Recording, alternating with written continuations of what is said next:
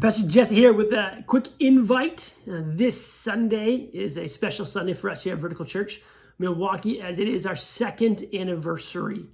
And when you look back in the Old Testament and you see God bringing the nation of Israel out of Egypt, and you start to see God form Israel into a nation, God gave them a lot of things. God gave them Moses and Joshua. God gave them Aaron and the priests, and God gave them these laws and regulations, and the temple, so that God could be in their presence. And God gave them a lot of things for them to come around to kind of create an identity as a people and as a nation.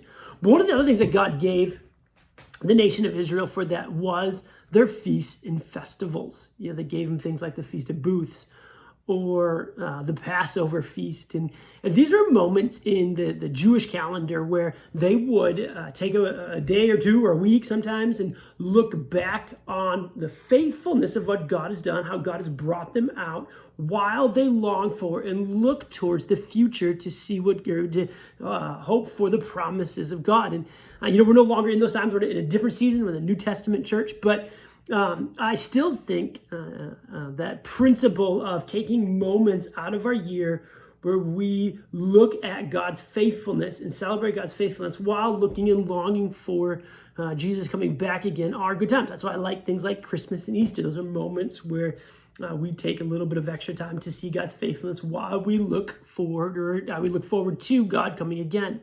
But I also think in a church like ours, a younger church plant, and even as churches get older, moments like this where we get to see God specifically be faithful to us as a church and celebrate it is good as well. Because it's a time where we get to look back and see how God has been putting our church together and just seeing God's faithfulness and bringing each person at the exact right moment to do and create the mission that God has called us to do, to glorify God by loving people and making disciples. And God's going to continue to do that through our church.